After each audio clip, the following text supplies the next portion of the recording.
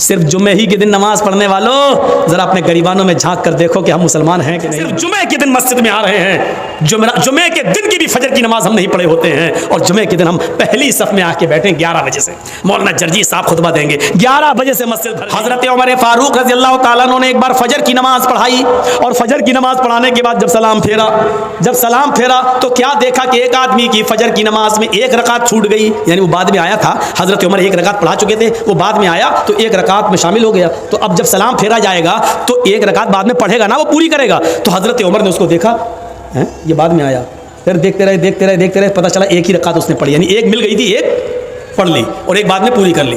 حضرت عمر نے اس کو کچھ نہیں کہا. جب باہر نکلے تو خفیہ جو CID ہوتی ہے, خفیہ CID جو گپت طریقے سے پتہ لگا کے خبر دیتی ہے کہ یہاں اسلام کے خلاف یہ لوگ ہیں, یہ षڈینتر رچ رہے, تو خفیہ CID کو بلایا اور کہا کہ دیکھو وہ آدمی جو وہ دیکھو, وہ کہا ہاں دیکھا, اس کا نام ڈائری پہ نوٹ کرو. CID نے نوٹ کر لیا. کہا کہ اس کے بارے میں پتہ لگانا یہ روز دیر سے آتا ہے یا آج ہی دیر سے آیا ہے, نظر رکھنا. میں تو دوسری بستی میں دوسرے علاقے میں جا رہا ہوں, کل بھی دیکھنا اور پرسوں بھی دیکھنا. اگر کل بھی دیر سے آیا اور پرسوں بھی دیر سے آیا, اگر یہ 3 دن دیر سے آیا تو میں اس کو سزا دوں گا. CID نے کہا کیا سزا دیں گے؟ کہا میں اس کا داہنا ہاتھ کاٹ دوں گا اور بایاں پیر, یا دایاں پیر کاٹ دوں گا اور بایاں ہاتھ. ہم اس کا ایک ہاتھ کاٹیں گے اور اس کا ایک پیر کاٹ دیں گے. اگر دایاں ہاتھ کاٹیں گے تو بایاں پیر, اور بایاں ہاتھ کاٹیں گے تو دایاں پیر, اس کو خلاف سے ہم کاٹ دیں گے, ہم اس کو یہ سزا دیں گے. کہا امیر المومنین کیوں؟ کہا میں نے جناب محمد رسول اللہ کو یہ فرماتے ہوئے سنا ہے کہ منافقوں کے اوپر 2 نمازیں بڑی بھاری ہوتی ہیں, ایک عشاء کی اور ایک فجر کی. وہ عشاء کی نماز میں سستی کرتے ہیں اور فجر کی نماز میں تاخیر سے آتے ہیں. اگر یہ 2 دن اور دیر سے آیا تو میں سمجھوں گا کہ یہ منافق ہے.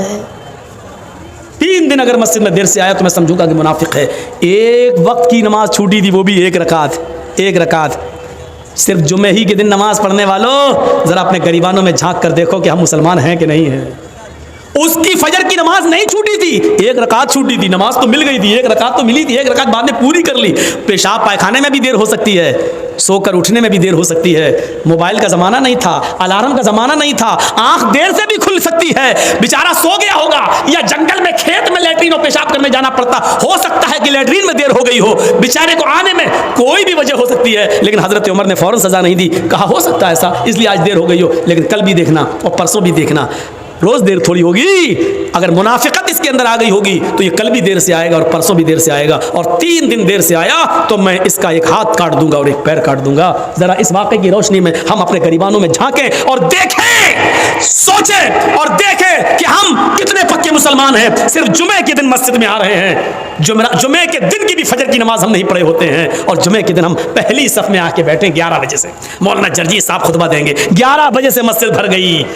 جو پورے ہفتے مسجد میں نہیں آیا, مولانا جرجیز کا خطبہ سننے کے لیے آج پہلی صف میں بیٹھا, سعودی عرب کا رومال ڈال کے, جنت الفردوس بھی لگایا, خوشبو آ رہی ہے, پہلی صف میں بیٹھا ہوا ہے بیچارہ, سعودی عرب کا رومال بھی ڈالا ہوا ہے, اور جمعے کے دن نماز پڑھ کے نکلا, داڑھی پہ ہاتھ پھیرتے, ایسا لگ رہا ہے جیسے اللہ تعالیٰ پہ بہت بڑا احسان کر کے آیا ہے. سماج کے لوگ میٹنگ کریں, بتائیں ان بے نمازیوں کے لیے آپ کے ہاں کتنے ایکشن لیے گئے, کتنے ایکشن. آپ جواب نہیں دے پائیں گے اس بات کا, آپ جواب نہیں دے سکتے اس بات کا. کتنے ایکشن لیتے ہیں آپ, شرابیوں پر ایکشن نہیں, جواریوں پر ایکشن نہیں, صرف لڑکا لڑکی لے کے بھگ جائے تو ایکشن لے لیتے ہیں آپ. آپ کی ذمہ داری بنتی ہے, آپ کی ذمہ داری بنتی ہے میرے بھائیوں, ہمیں ان چیزوں کو دیکھنا ہے, ہمیں ان چیزوں پر نظر ڈالنا ہے. اپنے سماج میں ان عورتوں کو بھی دیکھنا ہے, بے پردگی عام ہوتی چلی جا رہی ہے, ان کے پہناوے پر بھی نظر ڈالو. اللہ کے نبی نے فرمایا نساء کاسیات عاریات ممیلات و مائلات. ایک ایسا زمانہ آ جائے گا کہ تم عورتوں کو دیکھو گے کہ بظاہر تو وہ کپڑے پہنے ہوئے ہوں گی, لیکن حقیقت میں وہ کپڑے نہیں ہوں گے, وہ اندر سے برہنہ ہوں گی, اندر سے ننگی ہوں گی. دیکھ لیجیے آپ, ہاف آستین کے کپڑے پہن رہی ہیں آپ.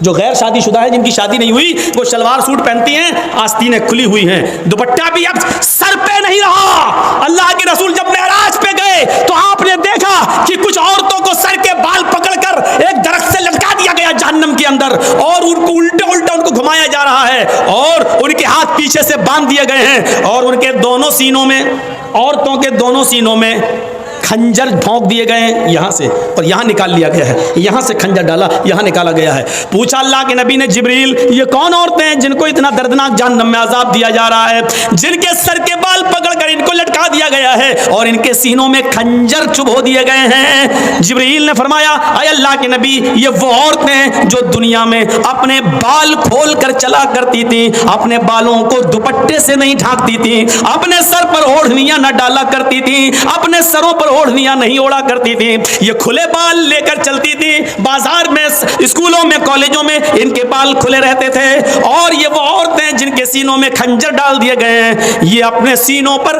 ओढ़नियां, चादर नहीं डालती थी, इतना टाइट कपड़ा पहनती थी कि कपड़ा पहनने के बावजूद इनके सीने का हिस्सा उठा हुआ नजर आता था।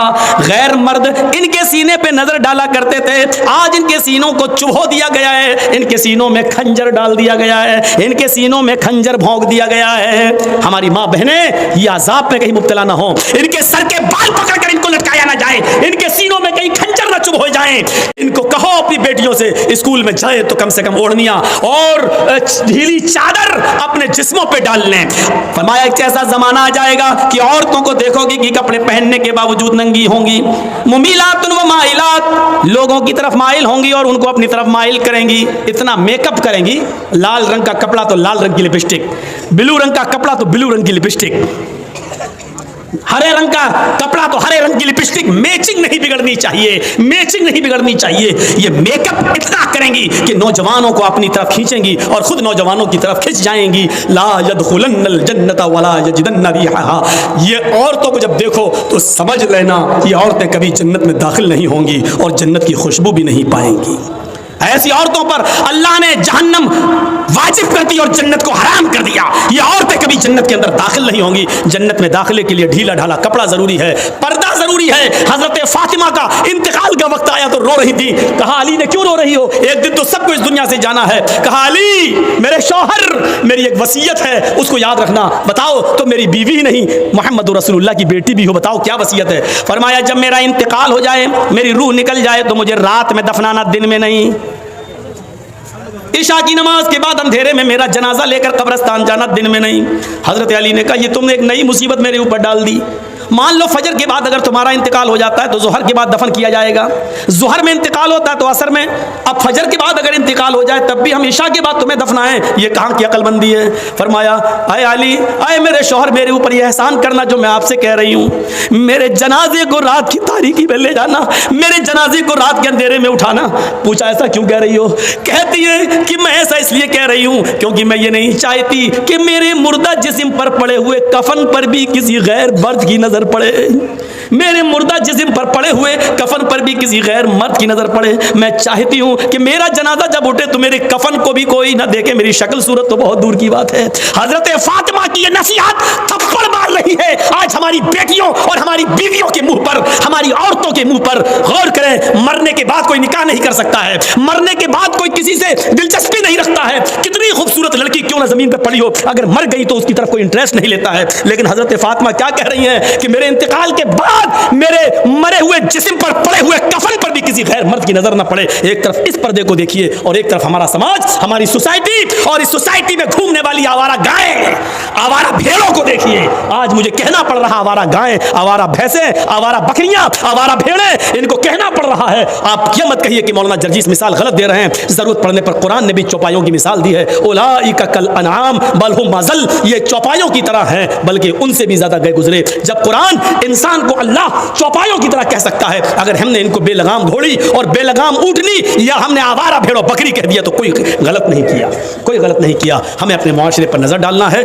मेरे भाइयों, 1:02 हो चुका है। मुझे कहा गया पहले आपको 9 बजे टाइम दे दिया जाएगा, मैंने सोचा 11 बजे ख़त्म हो जाएगा, लेकिन 11 बजे टाइम दिया गया तो अब जाहिर बात है कि 1.5-2 घंटा तो बोलना ही था, बोल दिया। अल्लाह से हम दुआ करते हैं कि बार अल्लाह हमारी ख़ताओं को माफ़ फरमा दे, हमारे गुनाहों को बख्श दे, हमारे समाज की इस्लाह पैदा फरमा दे, हमारी माँ बहनों को पर्दे की तौफीक अता फरमा, हम जमीय मुसलमानों को एक प्लेटफार्म पर कायम कर दे। जब तक तो हमें ज़िंदा रख, इस्लाम पर ज़िंदा रखना, और जब हमारा खात्मा हो तो ईमान पर खात्मा फरमाना। वमा अलैना इल्लल बलागुल मुबीन व आखिरु दअवाना अनिल हम्दुलिल्लाहि रब्बिल आलमीन। अस्सलामु अलैकुम व रहमतुल्लाहि व बरकातुहू।